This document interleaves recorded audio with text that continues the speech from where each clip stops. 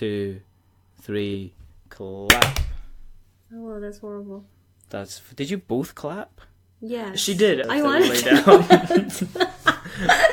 Okay, I'm sorry. So bathroom thing is going to be an issue. Yeah, we're gonna have an argument later, Richard. Thank you. Yeah, thanks to you.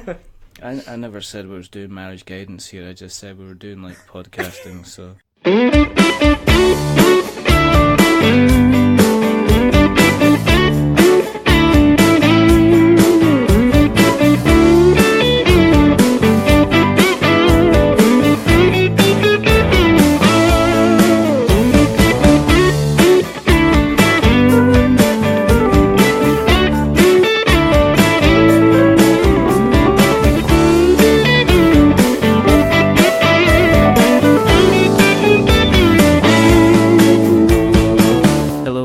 To another episode of We're Not Wizards. My name's Richard. I'll be your host for today or tomorrow or Tuesday or Saturday or Sunday or whenever you happen to listen, because after all, it is your podcast.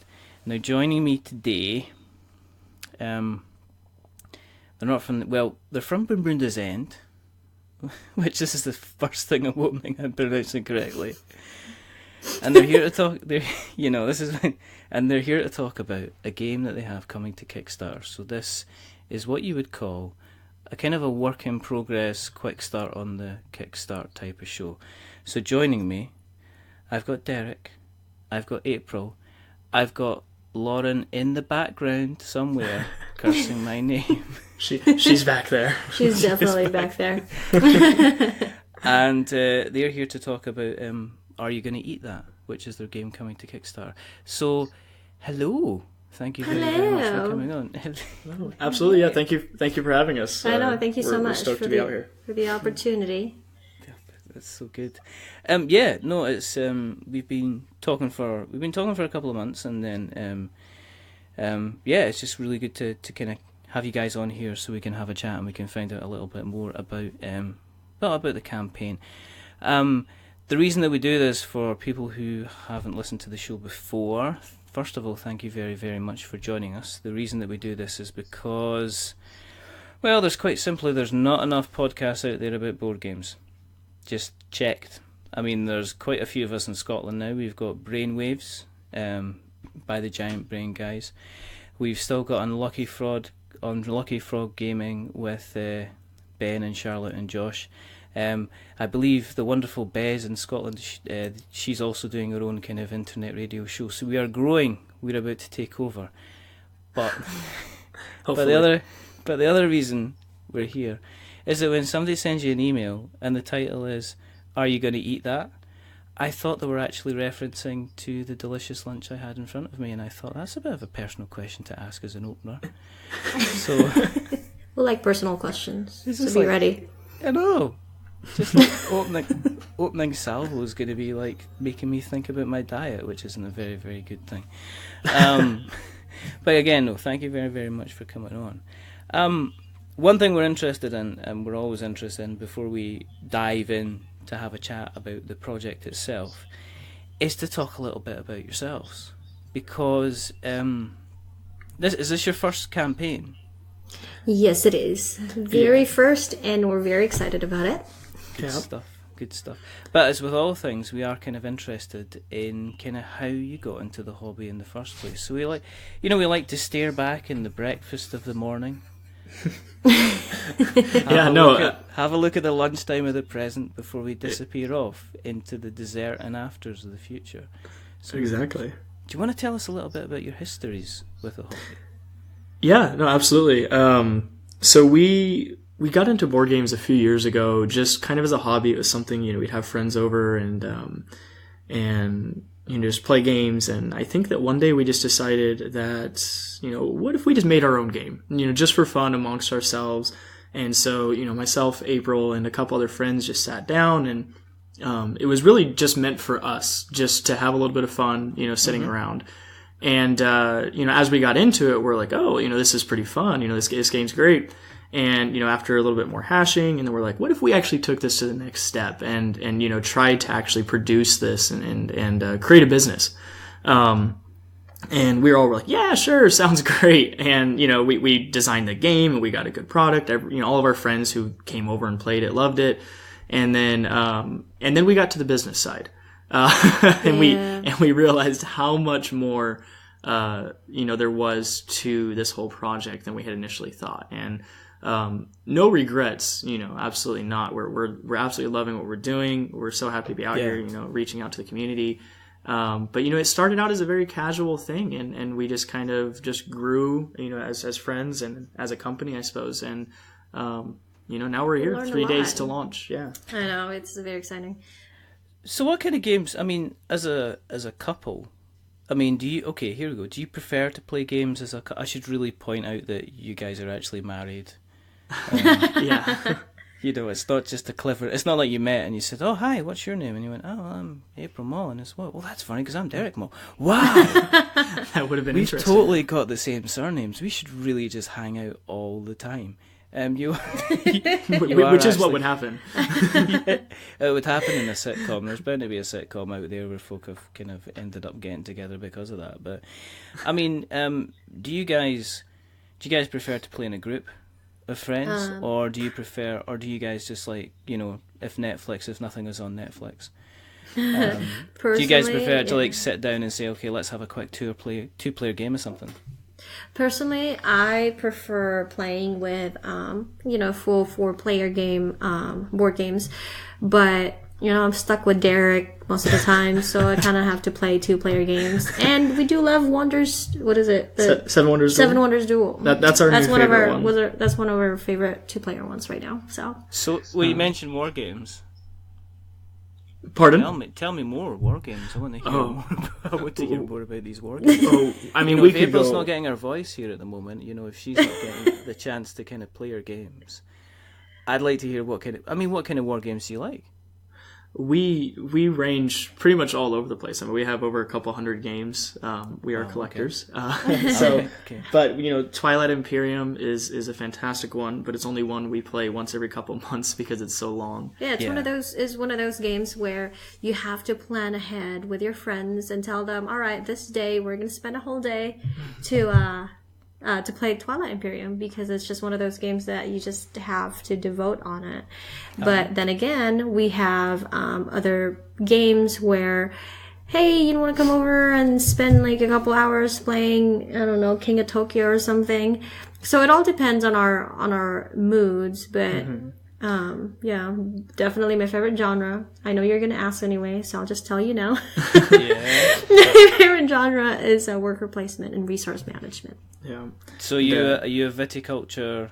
Yes, fan then? We love viticulture. Yeah, viticulture is an amazing game. We like that one a lot. So, I personally prefer the competitive kind of strategy games. It just fits my personality. So Through the Ages, the Game of Thrones board game is actually incredibly fun as well. Yeah. So, like I said, we've got a good collection. I could sit here and talk about all of our games for days. So, we just love it. We love all games, realistically. Have you ever kind of went out, kind of, where you going? I'm going to the mall. Where are you going? I'm going out here. You ever both went out and kind of ended up buying, both of you, the same board game without you just kind of knowing, and then presenting it as a surprise and realizing you've both bought each other the same board game kind of thing? No, not quite that story. But I'm going to go ahead and throw April under the bus, and she has definitely ordered multiple copies of the same game. That was just me. So I unpackaged the box when it arrives, and I was like, April ordered a game online, cool. And then I look and I'm like, there's two. Why do we have 2 copies? And she wasn't there at the time, and it was a fun conversation when she got home. I honestly, I have no idea what happened, but I was like, oh, this is a cool game. And then it came, and I'm like, why did I order 2? One for you and one for me. So we've decided it's a great gift. Yeah, exactly. Sometimes the app or the website doesn't update in time. What game out of interest was it? It was Herbaceous? Harvest. Oh, it was Harvest, yeah. Yeah, it was Harvest. By TMG. Yeah. Great game. It's actually, I love it. It's one of those games that, like I said, we like worker placement, but as you know, worker placements tend to take forever because, you know, all the different strategies that you wanted to go, all the routes that you wanted to take.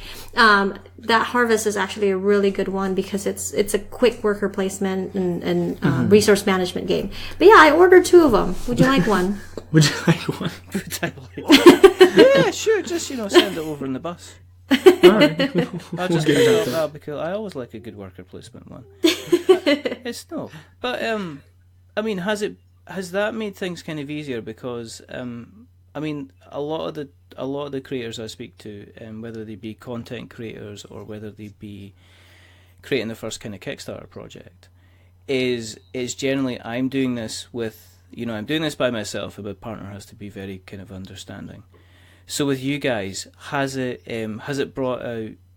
Do you get points where like you're kind of like you're spending, obviously you're not spending time together during the day, obviously, unless you're working together in the same business. Do you sometimes have to just sit down there and say, right, tonight we're not working on the project, we're just going to have some you and me time, just play a normal kind of board game, I guess? Absolutely, yeah. It's I mean, I think it just comes with the balance with anything. You know, once we started the business, like you said, it really became a lot of, okay, you know, should we play a board game or should we be kind of working and developing our own? We definitely have to set aside time. I mean, you know, personally as well, just between us two, being married, you know, finding the time to actually sit down and allocate it to just quality time as opposed to work, you know, because our hobby definitely kind of crosses over and overlaps with our business at this point. So separating it, I think, is a necessity at times. You know, a lot of times it overlaps, but being able to just say, we're just playing games, let's just have fun, as opposed to, you know, like, oh, what do you think about this? You know, what do you think about that for our game?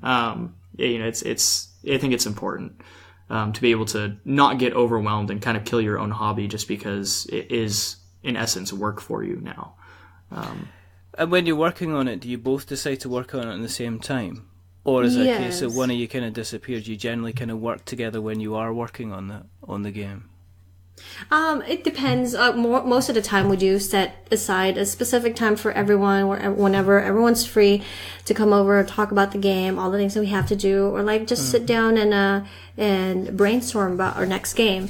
But sometimes, at least speaking for Daryk and I have some days where I'm doing something else, and then I have some ideas that would pop up, and I would write them down, and I would kind of work alone and then present it to the table. So it's on and off, but most of the time we do set a specific time for work. Yeah, I mean, I think a lot of that is, you know, one of my I guess jobs with what we do is I kind of allocate time, you know, and say like, okay, so this needs to be done, you know, let's meet at this time to talk about it. And that's where we get a majority of our work done. But then there's obviously more work. So that's where I spend a lot of my time kind of saying, okay, well, you know, I'm going to be taking care of this before we meet next week. This needs to be done. April, you do this. Lauren, you need to do that. So it's a healthy mix, I would say. But nonetheless, I think we enjoy getting together as a group of friends just like we did, you know, a year ago. I think that's pretty important to us as a company, is kind of enjoying what we do. That, yeah. So one of the things that scared me in the beginning was, you know, when you have a hobby and you really love that hobby and you wanted to, you know, I mean, I think everyone's dream is to have a job that they, you know, that pays money for them to do the hobby or something that they like. That they love. They love. And one of the things that I was really scared about was I am so scared that this whole hobby or this whole company is going to turn my hobby into, oh man, like I got to go to work or I got to work on something. It's, you know, it's going to turn it to something that's not fun. So we try to keep that balance. And just like earlier we said, we certainly set a time aside just to play a game and not talk about the company at all, just to stay sane, I guess. Yeah. How many rooms of the house have currently got board games in them? We have the whole dining room. Yeah, we have converted a one of our rooms pretty much strictly to a board game room. It is our dining room. It is our dining room, and It's a decent sized room that only has board games in it, pretty much. You're just eating on the sofa now. It's like if you get guests coming round for dinner. And it's like, should we just make it? No, you can't sit there. That's an expensive. That's for board games only. Table. You know what? I know you're joking, but that's actually what's happening. That is pretty much what happens in our house. If you know what you love, you just run with it. If you spill a drink on that felt, that takes hours. It's dry. So you're not going to go near that. We do everything we can to make sure that people don't really put any food or oils, especially like on the felt and things. We're like, no. Go eat on the couch. Go eat on our couch and our carpet. Oh my god. We'd rather fix that. Yeah, I think it's because we have a gaming table that one of our friends has made for us, and that friend is out of state, so so we're trying to like take care of the gaming table as much as we can. Yeah, because that's the first thing that's going to happen. They're going to come back in when they see you, and they're going to brush you. They're going to brush you to one side, kneel down next to the table, and go, "You okay? Did they treat you well? Is this a mark, Daryk? Is this a mark? What have you done to her?" Exactly. It's like Lando Calrissian and Han Solo in The Falcon and Return of the Jedi. Exactly. You mean she'll be okay? You've taken care, right? I promise, not a scratch. Oh my gosh. As we're hiding the large mark on the side of the table, and there's games on top of the oil stains. Oh no! No, we don't have any of that. We've taken excellent care of her. Right. Just in case they're listening. Frantically finding the number for like a French polisher that specialises in game tables, kind of thing. Only the top quality. So that's good though, because does that mean that with you having such a large game collection, have you been able to kind of review mechanics and you know what kind of works for you as a game, and has that made it easier for you kind of when you've been designing, are you going to eat that? Is that kind of help with that process? Absolutely. As you know, there's 4 of us in the company. There's Michael, Lauren, myself, and Daryk, and we actually all have different kind of genres that we like. So when we started creating games, we sat down and say, well, I like this mechanic, so I wanted to implement it here. And then the other 3 would say the same thing. Well, I like this mechanic, so we'll put it together. So we just kind of like, that's a good thing about being so different with the genre, is we create like this one masterpiece for us, where it kind of involves every single thing. It kind of touches every single itch that we have. Right. Yeah. It's. I mean, I think that was a big part of when we were designing. I mean, you could look at any game, and once we started developing, even whenever we're playing games, like my favorite, like Through the Ages, I'm like, oh, this reminds me of this game, or oh, this is like this mechanic is like that game, and so we kind of just took that to the next level, and we took all of our favorite pieces, put it together, and we ended up with a very unique and very fun game. We love it. What's Lauren's favourite genre games? She loves hidden movement games. Does she? Yeah, she loves Letters to Whitechapel. The Letters to Whitechapel's amazing. Yes, and then I don't know if you've ever played Ninja. Oh, Ninja is fantastic. I think that's a hidden gem that not too many people know about. Yeah, but Ninja is one of my more favorite hidden movement games as well. I love that game. I take it she's not a fan of elimination games, where she ends up sitting at the side for like hours at a time while they're continue playing. I think none of us are actually a fan of those kind of games where it's okay. I mean, the only thing with those is typically you end up, whoever gets eliminated, they go and do their own thing while we finish out the game. So they're fun in their own right, but not necessarily, it doesn't give the result that we like. Yeah. I'm obviously still feeling really bad that she's currently not on the show, but she is kind of in the room. Yeah, no worries. She doesn't mind too much, so we'll be filling her in. She'll be listening to the podcast, and she's going to love all this commentary from you later. Okay. Lauren, I'm really sorry. I'm going to send you an apologetic email. Maybe.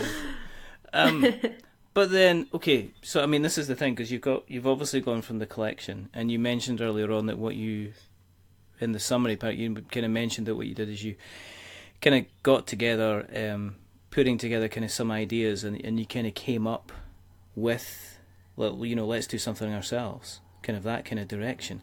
What kind of what kind of forced that? I mean, you've got, obviously, I'm assuming that you have played every single game that you have in your collection. Then was it boredom that made you want to get your game? I mean, I think it was really just. It was just fun. I mean, it was interesting. I think we were playing Werewolf that night. I don't know if you're familiar with that game. Yeah. So, we had a good group of friends, like 13, 14 people. It was a good night. And then it kind of wound down. There's 3 or 4 of us left, mine and April's home, and then a couple of friends. And, and it was just like, I don't exactly know how it came up, but we just decided, what if we just kind of put some things together and made our own game and just played it amongst ourselves for fun? We thought we would spend an hour messing around, drawing on some flashcards, and then playing a game. And then, like I said, it just really developed from this kind of casual, like, let's just do this real quick and have fun with it for the rest of the night, to... Oh, okay, this is fun. We should actually hash this out and then send it to a prototype. We worked with Game Crafter, and and then we got to see that, and then we're like, oh, this is going to be a thing. We want to make this a thing and kind of share our idea with everybody. I think that as a company, we all decided that we love games, and it's not about getting rich, although we would love that. Please support us. But but it was really about. We love this game. We designed it, and we wanted to share it with everybody. We wanted to get it out there, and that's where it developed. Daryk, was that a charity shout out? A little bit. Please. You fit it in where you can. Daryk is 32. Daryk is 32, and as a struggling volleyball coach, he really needs help taking his life in a new direction. Cardboard is now his way. Can I crop that and use that? You can help Daryk reach his goal by texting card to 71824. Pledge $10 a day and let Daryk reach his cardboard dream. Oh my gosh! I don't know if you guys. Crop that. I don't know if you guys have these so here in America we have these what is it, commercials? Oh, they're brutal. About what is it called, like dog shelters. They make you feel about as guilty as you can. Yes. So we would crop whatever you just said, put it on a video, and just put Daryk's face with like a really sad puppy face, and and we'll go from there. And I'll just be kind of holding the game in front of me, just really sad. It's I think it'll be great. You have to set off the scene. Is that you are going for a strike in volleyball to score the winning point, and you messed up. You fall like that wrestler did. and I'm just laying on the ground. Like, everybody's already left the gym. Everybody's left the gym. Everybody's just looking at you, and you're just looking at you, shaking your head. You pick up the volleyball, and it's there's a tear in it, and it's broken, and that's your last volleyball, and you're going home, and it's like Wilson out of Castaway. It's just you sitting there now. You've drawn a face because you're trying to hold on to this volleyball for as long as possible, and then it cues the music, which is "Bridge Over Troubled Water," and then we bring specifically we bring in the vocals. That's pretty good. Sounds like a plan. Let's do that. This is now a fun side project. I don't know if you realize what you've started. We'll be sending you a video in the email soon. That will be a perfect Kickstarter video. For what? For our game. You just don't want somebody sitting there and just like going, hi, we're the creators of Are You Gonna Eat Dead? And let me tell you why you should be back in the game. Yeah. You're taking Kickstarter to the next level. Yeah, that's what everybody says about Kickstarter videos. They're fairly dull. It's kind of a really surprised person sitting in front of the camera for the first time. No, exactly. I think we spent a decent amount of time in our video, and we actually love our Kickstarter video. It's a little animated short, and I think it's really fun. So I think it'll hopefully captivate people as opposed to boring them. I'm just saying it sounds good, Daryk, but this could be better. I'm with you. No, I'm completely with you. We have 2 days to figure this out. We'll put it together. we could get. I mean, you could Monday. I think tomorrow. I think after the show, still got plenty of time because you're PST, so you've still got the rest of the day. You could get this nailed. We could cut out the voiceover. Everything could be done. But with you having you had no idea the direction this conversation was going. I did say to you at the top before we spoke that this could go anywhere at all, and you were like, "No, it's not," and it is. It has. It has. when you're sitting around with your board game collection, what makes you decide? I mean, did you take elements? And are you going to eat that? Let's kind of jump into the, 26 minutes. Still haven't talked about the game, but but let's talk about the game, because what made you decide from you're saying like worker placement, April saying kind of war games, what made you decide? Well, actually, was it just the culmination of that night where everybody kind of sat around and had a muck around that it came from there? And did you decide to use anything else from any of the other genres that you'd played in kind of Are You Gonna Eat That? I know we definitely have. I just can't pinpoint anymore what games we got it from. There's just so many different games that when we brainstormed, it's like, oh, what about this kind of mechanic from this game, or what about this kind of mechanic? But yeah, we just kind of like picked and choose what we think would work with the game the best, and I can't pinpoint to you what games they were. I'm kind of with her because I know we pulled from quite a few games. I can definitely pinpoint one that stuck with me, and this is coming from somebody who has a couple hundred games. We played Twilight Imperium for 8 hours. I remember pulling from Sorry, the game that we played as kids with the family. And I just remember being like, what I loved about Sorry was that I could kind of say, I'm not gonna curse, but screw you, Mom, and send her back to her start without getting in trouble. Cursing at your mother? No, never. I'm not gonna curse. Screw you, Mom. I used to though.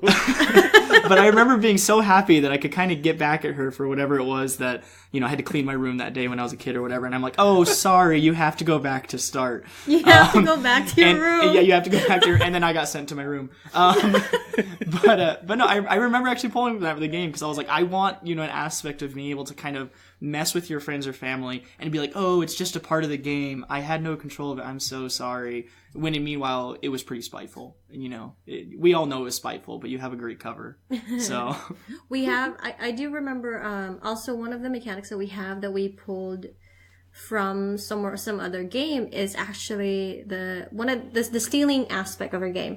I don't know if you guys have it's like Christmas what is it, like a gift, a white elephant, gift exchange game. It's called a White Elephant, where everybody brings gift, but under the tree, and then it has a number in it, and then you pick a number, and whatever number you are, if you're number 1, then you get to choose first whatever you want out of all the gifts under the tree.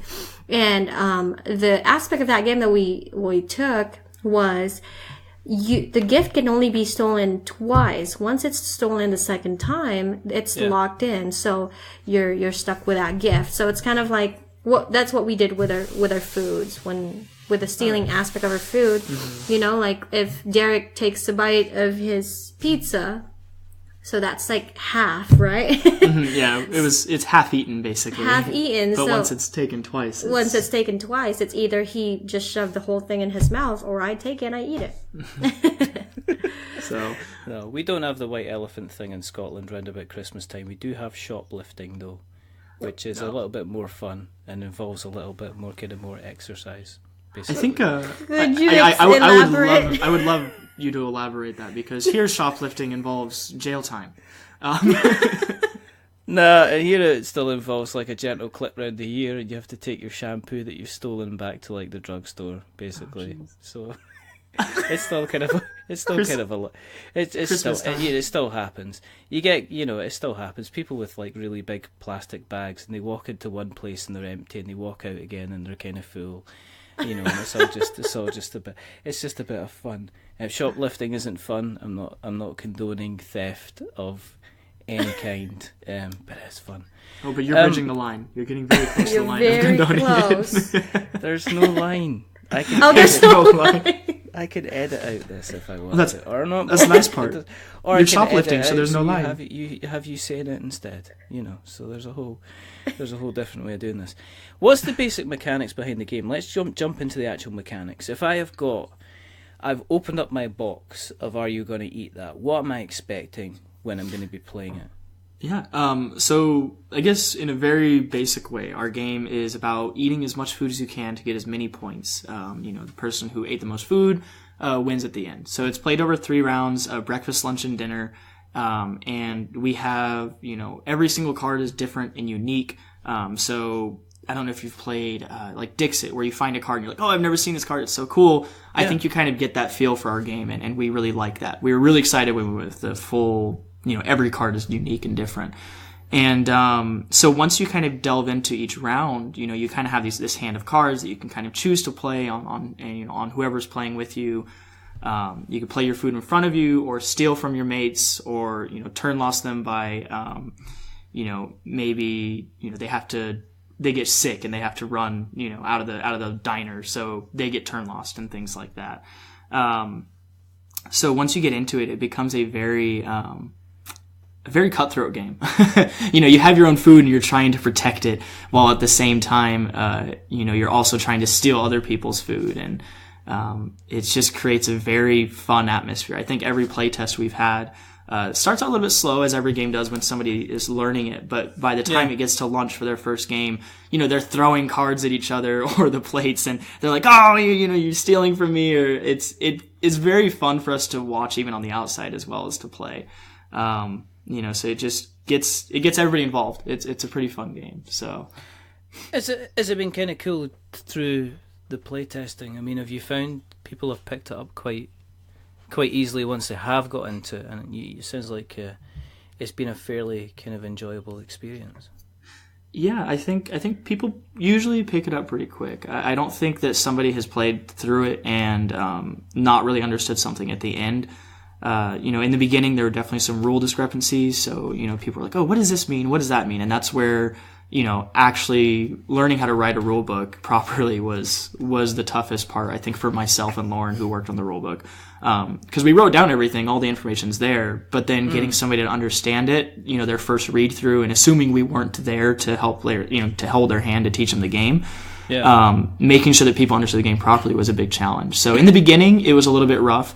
But I think we've hashed everything out, and it's pretty clear, and people get it, by the end of the first round. The game takes about 30 to 40 minutes to play. We can burn through a game in 15 minutes, but we've been playing it quite a few, for a while. So, but yeah, people pick it up pretty quick, I would say now. Was it, was it when you got to a stage with the game, did you get to a point where you were stripping stuff out of the game at all? I mean, and the temptation is, again, it goes back to kind of like the genres that you've played yourself. Is the final version that you've ended up, is that pretty close to what you started off with, or did you add in additional stuff that you then took out because it kind of didn't work in playtesting at all? Yeah, I think that's going to come through with anybody, who may be listening that wants to design games, or at least, have a little bit of fun with it. Don't be afraid to kind of just hardline, to just cut or add. We had a very clear idea of what we wanted, and I think we actually came pretty close to what it was that we wanted in the beginning. But there's definitely some rules that were added where I don't think we ever thought about adding them. For example, our empty plate tokens weren't initially in the game, and they only got added, a couple months ago, or a little bit longer, like 4 or 5 months ago, so about halfway through the project. And since the addition, the game is much smoother, and we're very happy that we did it. But it really comes down to a lot of play testing. So, we're like, okay, let's take this out. And then we play it 20 times and then go, okay, that's not good, or, oh, we need to put it back in. But overall, I think in the end, we came pretty close to our initial idea. Everybody kind of got what they wanted out of the game. And I guess at the end of the day, we enjoy the game. And everybody we've seen that have played it has enjoyed the game, except for one test group. Just one. They were not happy about it, but they had a rough time understanding the rule book, and they were so difficult. Mean. Yeah, but that's the only isolated incident, So in terms of statistics, we're doing all right. When you're going into this, April, into the design side of things, do you have ideas for kind of like expansions and additional cards and stuff like things like that? I mean, have you already got kind of like that in the background? Because I take it when you're thinking we're going to kickstart this, you must be thinking kind of potential stretch goals. So is that part of the design process as well? Is it a case of do you think as expansions as an addition to the game that is just there, and if you need to run with it, then you can run with it, but it's not going to worsen the game if you kind of don't have it? Yeah, so that's one of the biggest things that we don't want to do. There's some games on Kickstarter where they have the stretch goals and they have Kickstarter exclusives that changes the game, and like if you miss a Kickstarter, then there's no way for you to get that, extra stuff that will change the game for you. So we're trying to avoid that. We don't want to add anything on the game that will completely change the mechanic or completely change the play style. So as far as extra cards, promo cards, and things like that, we're still talking about it, but we don't have anything set yet. But as far as expansions, we're definitely have some ideas for later. But first we wanted to see how people are going to react to the game. We definitely are a company we're listeners. We love listening to people's feedback and then grow and learn from there. So instead of us refining or even coming up with a specific expansions now, we wanted to get the game out there first and see what the game or what players think about and listen to their feedback, and from there we'll go on. But we're definitely, for the expansions, we were thinking of cultured food, like cultural. So right now we have what is it, kind of like a basic it kind of actually is a range of a lot of foods. It's a range of a lot of very common food that you will find in a lot of common restaurants. But as far as expansions, we were thinking maybe we can add some Mediterranean or Greek food or or Asian cuisine and stuff like that. Yeah. So is it kind of like American diner type stuff that you've got just now then? Yes. In some ways. In a way, yeah. I think, even then we reach out to, a couple other dishes like curries, so I think we actually have a decent range, fortunately. So, but overall, I would say, 98% of the food you would find at an American diner or something. So, or some American restaurant here. Okay. Is there dishes that you've put in there that kind of mean something to people in the group? I mean, yeah. Pizza. Pizza, my goodness. A lot of late nights with pizza. Other than card design, so I know I mentioned, that we have 150 unique cards, 50 cards per breakfast, lunch, and dinner. Yeah. And so in regards to that, I think that one of the most fun parts, I think that all of us love looking back on and things, is just the design. Like, okay, this isn't "Are you going to eat that" card? So I'll kind of give one of the cards is fun, where you have the kind of the long tables that you can think of for the old days where they're sitting at a long table, and one person is texting the other person on the far side of the table, and they're saying, "Are you going to eat that?" And it's just kind of this funny, unique little way of trying to steal somebody's food in a way, I guess. And so other than the unique card design, that's really where I think we had the most fun as a group and really enjoy and kind of look at it and say, I remember coming up with that idea, that was funny. And remember when we tried this card and it just looked horrible once we did the art, things like that. We definitely had those. Was it, you've got the game designed, okay, and the game's out for play testing and everything seemed kind of positive and nice and good and everything like that. How much of a culture shock was it turning this from being an idea that you had play tested into actually approaching the business side of it? Because I know, look at it this way, I guess I speak to a lot of companies that are doing their projects and have done for a couple of years now. Mm-hmm. As the business aspect, has that been something that's also is potentially been a bigger learning curve than putting the game together itself? Oh my gosh, absolutely. Daryk is the one that's going to be giving you all the details. Yeah, so I actually am the designated CEO, and it doesn't mean much other than when there's a big decision, usually I take care of it. So business law, that's right up my alley. And I would say that initially getting into it,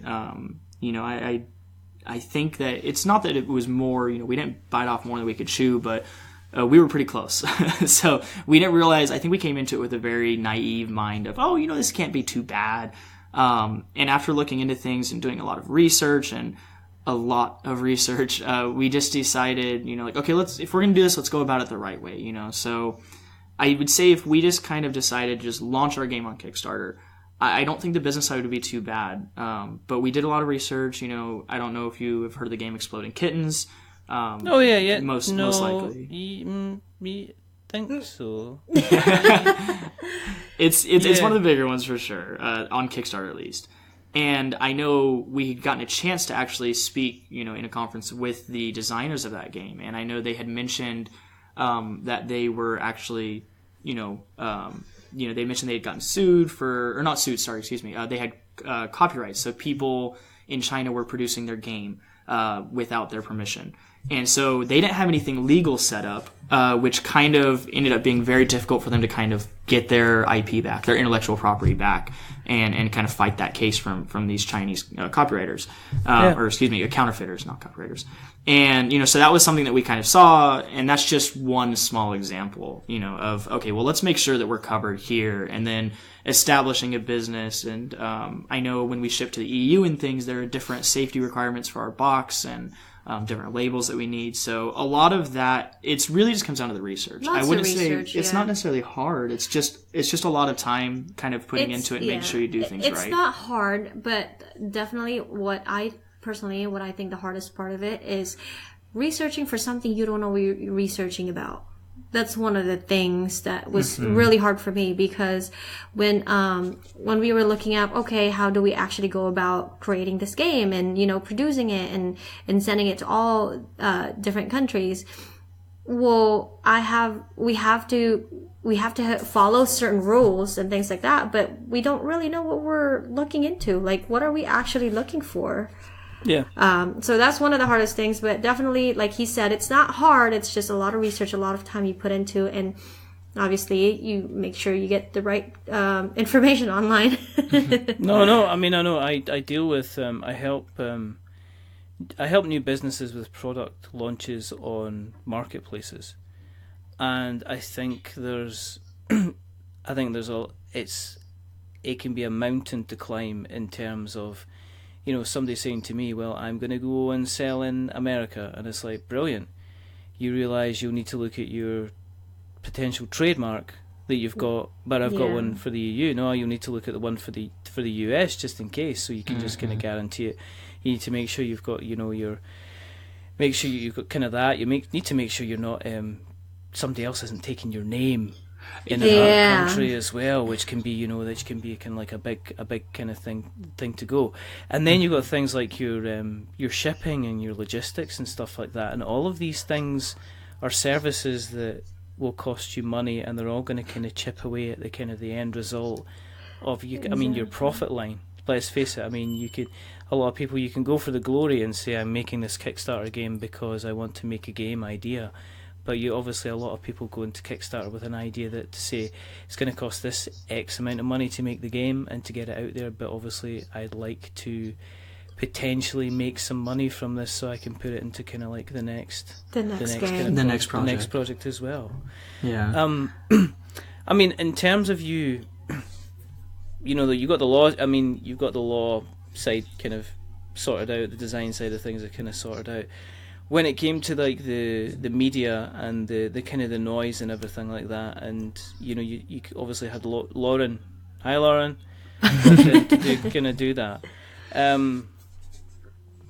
mean, you're not CMON, so when you looked at that, was again that kind of like a pretty big minefield to go into? Did you decide, no, we're just going to approach it how we would approach everything, and everything else, let's just kind of do it methodically as we can? I think that you definitely, kind of brought up, as we, the elephant in the room for us. The marketing, I think, is the biggest challenge for us. None of us have really done anything and tried to kind of get our idea out to people. One of the biggest things that you hear about and is you could have an amazing product. You could have just the best board game that was ever, undisputable. And then if you don't know how to market, you're not going to do well at all. And, or you could have a horrible product, but if you're very good at marketing, you're going to look like you did just amazing. You're going to pull in all the money and you did great. Fantastic. And I think the marketing definitely has been the biggest struggle for us. Lauren has been just fantastic on working on all of that. She's done so much research. Her and April both actually have spent a lot of time kind of looking into that stuff, and I mean, we all have, but them specifically.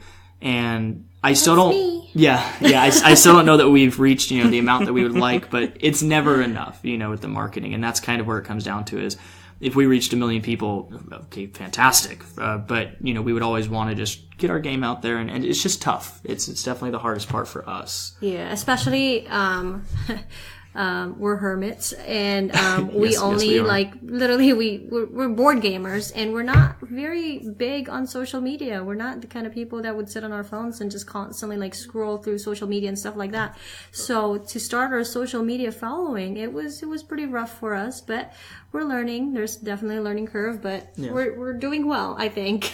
Yeah, I think we're up to over 1,000 followers on our Twitter and Instagram, and it's and for us, that's a huge win, considering literally none of us even had, a Twitter or anything like that before we decided that we wanted to start, PRing and reaching out to people. And once again, that's where, Lauren and April have just taken charge of that. That's me. And she's just going to keep chiming in. Every single time. Yeah. She should get 5 minutes at the end where she should get her on and she could just say hello. Yeah. We can just tell her how great she is. Thank you. Yeah, we can just tell her how great she is for about 5 minutes, and she'll she'll be very happy.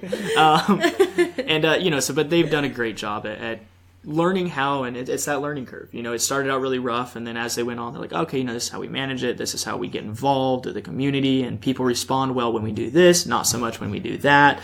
And just keeping track of all that, charts, and what are we doing, where and when. We just try to be as organized as possible with things, and it seems to work out that way. But hey, what's going to be exciting for our next project? It might not be the smoothest thing ever, but it will be much, much smoother, and it will be a lot easier for us. So absolutely, yeah. It's definitely gave us a lot of challenges in the beginning, but I know it's worth it. Yeah, it's a lot of upfront work, and then you'll definitely run into hiccups, that you didn't run into in previous campaigns, even if it's your 20th campaign. And, but I think the first one is the hardest one. But if we all decided, when it was getting hard and we kind of sat down to talk about, do we really want to do this? Which was a very brief conversation. It was like, yes, we do. It's just, we just need to put in the work. And now that we've done a lot of the upfront work, I think we feel pretty comfortable with launching, actually. The anxiety is still there just because it's like, how are we going to do? It's our first game. Yeah. And I hope that never goes away, because that's kind of the exciting part. That's the exciting part, exactly. So that's where we're at with it. Do you think that with the landscape of Kickstarter changing, that Kickstarter itself should consider changing? And what I mean by that is that there should almost be like there's a mechanic in an awful lot of games where the strongest player starts last. Mm-hmm. Yeah, the person with the most victory points is the person that automatically takes turns last in the game. Do you think it'd be more helpful if Kickstarter recognised that the landscape within itself has changed, and it should maybe look upon the new guys that have started and are actually trying to kickstart their company? And maybe should they, or am I going, well, these guys have built up their success, so they should still have. I'm not talking from a coverage point of view. I'm talking from there's Project We Love badges that kind of go out there, and there's kind of like highlighted, almost like highlighted games and where they appear on the searches. Do you? As a new designer, I don't expect you to. I expect you to say, "Listen, I'm not answering that question." I use a lawyer in for this. Let me have Lauren answer that question. I'm just kidding. No. I'm joking. No, but do you think that maybe Kickstarter should consider how it deals with newer companies, rather than be we are the platform for you to try and get crowdfunding to say, guys, we're making a lot of money now, so let's look at how we can potentially help newer businesses come on. Because look at it this way, right? You guys do really well, and you fund, and everything's brilliant, and then what you do is you do project number 2, and that funds. You do project number 5, 6, 12, 15. You get to project probably number 16, you decide you've got enough stuff behind you to go down the kind of the self-publish route, to go through distributors and everything like that. But you always kind of have that start at the beginning. Would it helpful if Kickstarter recognises that you might be that type of business and maybe share a little bit more love? I mean, absolutely. You know, I mean, it's a pretty simple question, I guess, from our standpoint of it would be amazing if we had more opportunities as a kind of first publisher or, you know, new publisher. But I can, maybe if they gave us extra spotlight, things like that. Mm-hmm. But although, to be honest, you know, coming from the business standpoint, you know, what I manage and everything, I don't think it's very realistic, unfortunately. Maybe they could do some small offerings, you know what I mean? Maybe like a little bit of extra PR or discounted rates, maybe. But other than that, I think that Kickstarter probably has a lot on their plate. I mean, seeing how much that we do here, and there's only 4 of us, you know, we're not a huge company. I can only imagine the amount of data, you know, that they have to collect and then run through and then choose how to do that. And they're running, I know they do ads, and I think it would be a big thing to ask. You know, so from a business standpoint, I think it'd be pretty tough for them to do something like that, and do it ethically and not, you know, kind of pick and choose.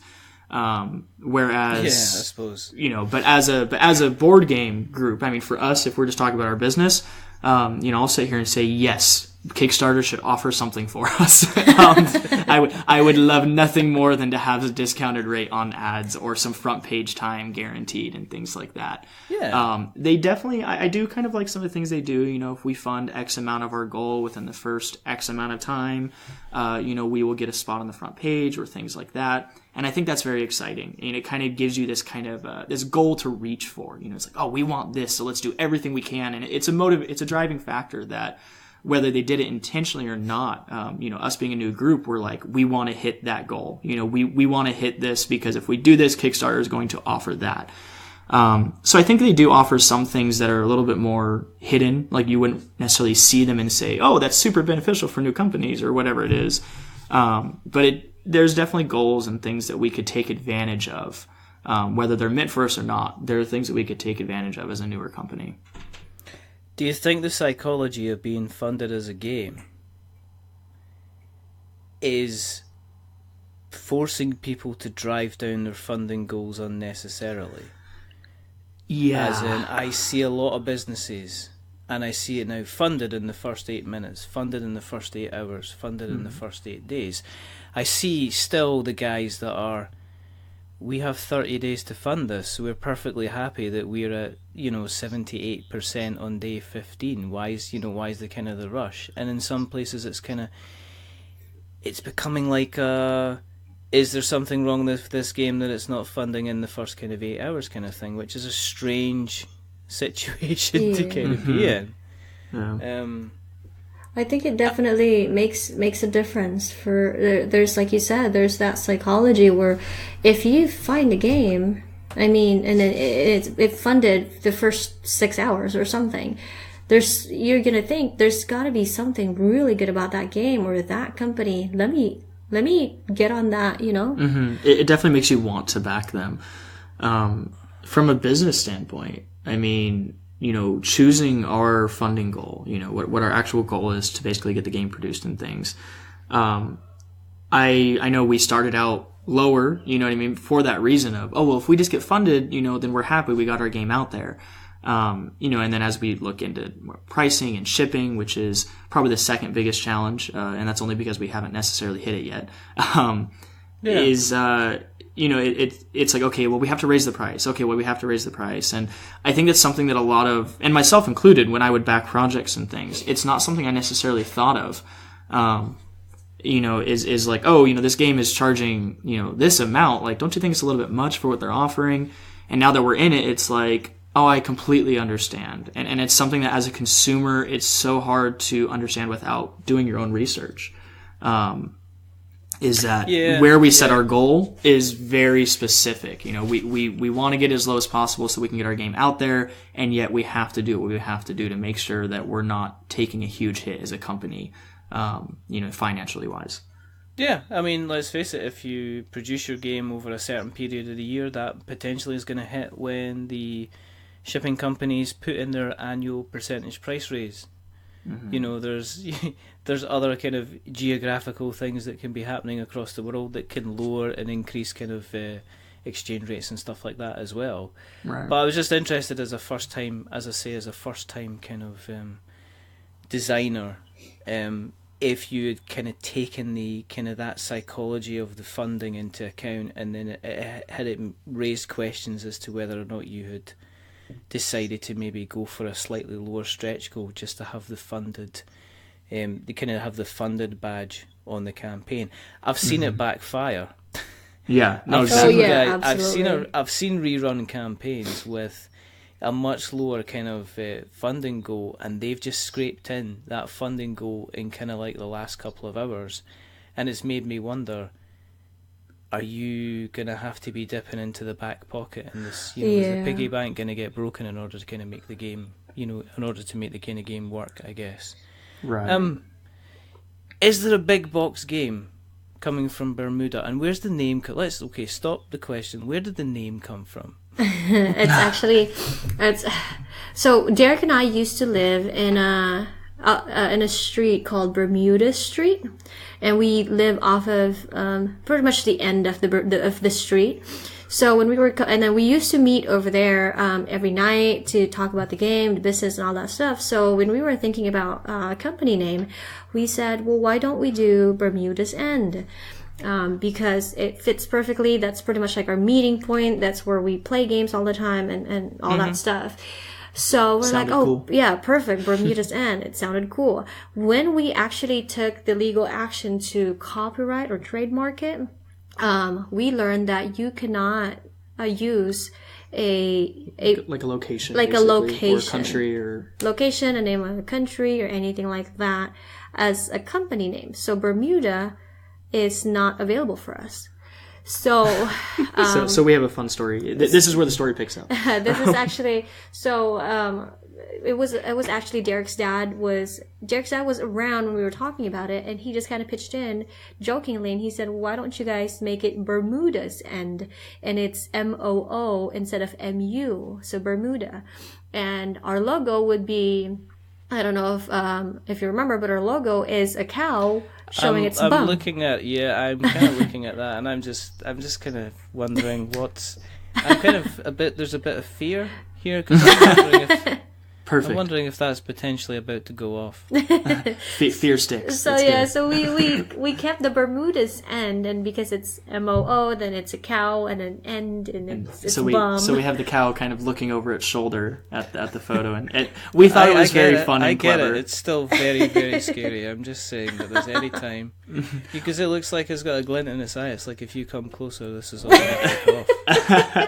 That's well, I mean, you know what they say: if you can get something to stick in somebody's head, you've done your job. So, and we hope it doesn't stick in my hair. Oh. Best of luck with that. But that's definitely we love it. We love our logo. Yeah, it's something we've actually named the cow. It's Burmy. That's the name of the cow, and it's our mascot. Hey, Burmy. Yeah, hey, Burmy. So we had one of the fun things that we're doing on our Kickstarter campaign is one of the options allows you to get like a handcrafted miniature. April, as well as a couple other friends, are fantastic, amazing artists. Thank you. Oh, there we go again. That's me. That's me. And and so one of our things that you can kind of acquire is a little handcrafted miniature of Burmy from one of our friends who does very good sculptures. And so we thought it was cool. We just thought that if we were going to become a big company, that's something that somebody might be excited to have. Certainly, we're going to be having one. I mean, that's kind of a given. We're definitely making ourselves one. So. It's just kind of cool. It's our little mascot. I'm gonna raise a cow in my backyard. Oh boy, it's an ongoing conversation. I have a question related to that, but we'll come back to that. Have you decided on prices? Yes, we have. Yeah. Can you tell me those prices? Well, absolutely. No. I mean, it's not. I don't think it's going to be changing within the next couple of days. So, our base game is going to be offered for $25. And that comes with, all of your plate tokens, 150 unique art cards, and it's basically a pocket-sized game. So it's easy to kind of take out to lunch, and I don't know if we're the only ones that do this, but oftentimes we'll go out to sit and eat, and we'll bring a game. We'll set out in front of us. So that's something that our game can kind of do while we're waiting for our food.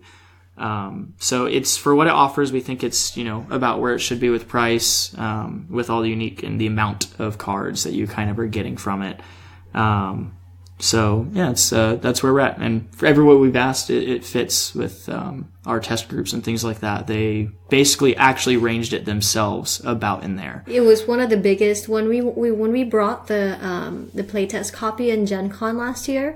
A lot of the people who playtested the games, when we asked how are they picturing this game, like what kind of box or what kind of presentation, a lot of them, I would say 90% of them, were actually the ones who said, I would back this game if it's pocket size, if it's something that I can just toss in my bag and bring it anywhere and easy setup and stuff like that. So we definitely went with that route because that's what we want our game to be. Yeah.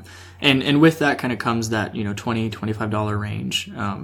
Once again, it's not, I want to stress, and this is just because of who we want to portray ourselves as a company, it's not about, getting rich. We're not upmarking where we're at. We think it's a very fair price for what is offered and things like that. So that sounds good. We want to reach out to everybody else, or get our game to everybody we can. Okay. If people have listened along to tonight and said, okay, I want to get involved in this, where can we find you on the interweb nets? Okay, we do have a website. It's bermoodagames.com. That's BERMOODA games.com. Under that, you would find a little bit more information about the designers, about our future games, but especially, are you going to eat that? You will be able to sign up for newsletters for future games, or for Are You Going to Eat That? And we are set to launch in Kickstarter on May 1st, so be sure to check that out. You can also follow us on Twitter and Instagram, and it's under Bermooda Games. Again, that's BERMOODA Games. So yeah, everything's out there. So cool. Okay, one more question. Okay. Yep. Oh no. April, make it a good one. Oh no. Okay. Well, April, has got her wish, and she's now got a cow out in your back garden. Okay. That cow, for whatever reason, has decided it's going to take a wander inside into your games room. Okay. Oh no. But it's a bit annoyed, and it's not very happy because it goes in there and it sees lots of basically mulched trees and no grass. So it's going to start wrecking shop. Oh no. So you have approximately about 30 seconds to grab your 3 favourite games that you're going to save from Burmy, the mad cow. Oh, Burmy, why'd you do this to me? Burmy the mad cow. I think I'm going to keep running with these. You've given us some great ideas here. What 3 games do you take with you? Now you can take 3 each, but you got to watch out because Burmy is just really annoyed. No, she's turned in facing you, kind of tail-wise, and she's ready just to let it all go. So, and just basically scattershot these board games. So, what 3 are you gonna take with you? You have put her in so much stress here. By the way, she is staring at the wall, fidgeting right now. She's like, "Oh boy, only 3 games." I'm definitely gonna take viticulture because that's one of my favorites. I'm going to take Food Chain. Oh, Food Chain. Okay. I'm gonna take that and Sulkin. Sulkin is a personal favorite of us. Sulkin is a good game. Beautiful. What about you?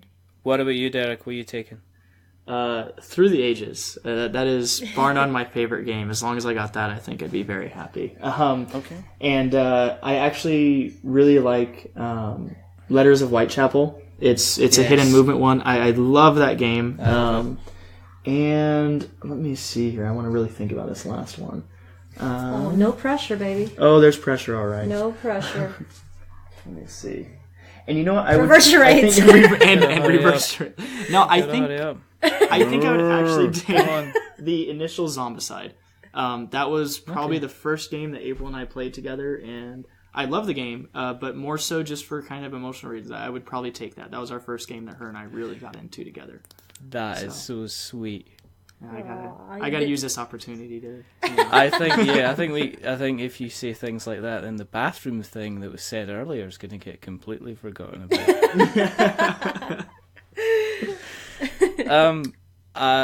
May 1st, 1st of May. 1st of UK May. now. But we do have more listeners in the US than we do in the UK, so as I always say to all our US listeners, howdy.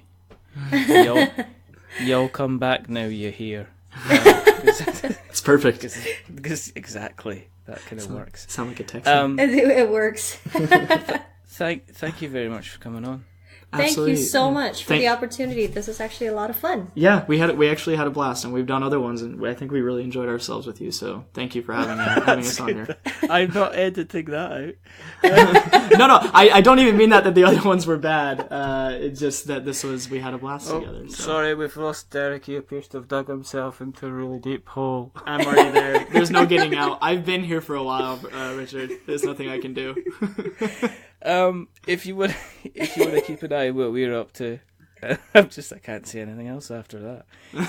You can find us on various places. You can find us on Twitter at We're Not Wizards. You can find us on Facebook at We're Not Wizards. You can find us on Instagram at We're Not Wizards. You can find us on YouTube because our lovely podcast host Podbean make sure that they put our episodes automatically on YouTube. So please drop us a quick subscription and a like if you haven't done before.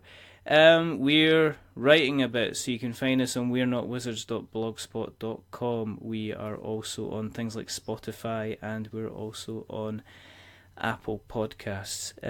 As we always say, if you like what you've listened to tonight or today or in the morning, because after all it's your podcast, please consider dropping us a subscription on Apple Podcasts. If you like us even a little bit more, give us a rating or give us a review. If you are going to give us a rating or a review, please remember, under no circumstances give us a 10, because it makes us big-headed. But at the same time, don't give us the rice pudding that is a 1 star, because that will make us cry. Go in the middle, like a 5, because it's average, and we're just a little bit average. We're kind of like lasagna. But the people... I don't know how I'm holding this together. But the people who have not been average tonight, we've got April, we've got Daryk, and right at the back over there who you haven't seen or heard of, we've got Lauren. She's there. And Michael wasn't able to make it too, but he's somewhere. He's around. Well, he's obviously doing something more important than this. There's only 2 more things to do. Well, there's 3 more things to do. Get Lauren on for a second so we can say hello. Here's Laura. Hello. Just. Oh dear. Hello. Hi. How I you missed doing? all of the conversation, so I don't know where I'm coming in here right now. Yeah, that's fine. Confusion is the best way to deal with these things. Good. I just wanted to say thank you for the words. Oh, yeah. The words. You have no idea. She is actually clueless. She's like, oh, what have they said? What have you said? All I know is that I've set up something. There's potentially going to be a words in the car situation, and we're going to believe in it at that.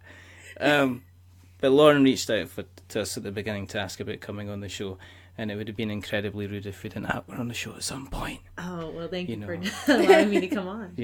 So no, you need to come on for your own episode. Yeah. Her own, just solo. Yeah, no, I don't know how entertaining that would be. April's the real entertainment here. Cool. There's only 2 more things to do. We'll just leave Daryk out of it. He can go sit in the corner He can, for the rest, because he's after the We already kicked him out, yeah. After the bathroom comment. So there's only 2 more things to do. The first thing is to remember that we are many things, but we're not wizards. Are we wizards? Nope, Lauren not wizards. and April, absolutely fantastic. Of course we're not. And the second thing is to say goodbye. So it's a goodbye from Daryk in the corner. Yes, he's waving. He can say goodbye. You can actually say goodbye. Goodbye. Goodbye, everybody. Goodbye, I can't hear everybody. anything, Richard, but goodbye. Goodbye, Daryk. I can't believe he was waving. I mean, oh my goodness. It's a goodbye. It's a goodbye. It's a goodbye from April. Say goodbye. Goodbye. Don't forget It's to follow us on Instagram and Twitter. Absolutely. And it's a goodbye. It's a goodbye from Lauren. Goodbye, Richard. Thank you for having us. That's okay. And it's a goodbye from me. Remember, stay safe. Roll sixes. And if you've got an appetite for a board game which is something different, something fun, something quick, and you're sitting there thinking, I'm still hungry, maybe you should think about asking somebody, are they going to eat that? That's perfect. But until the next time, goodbye.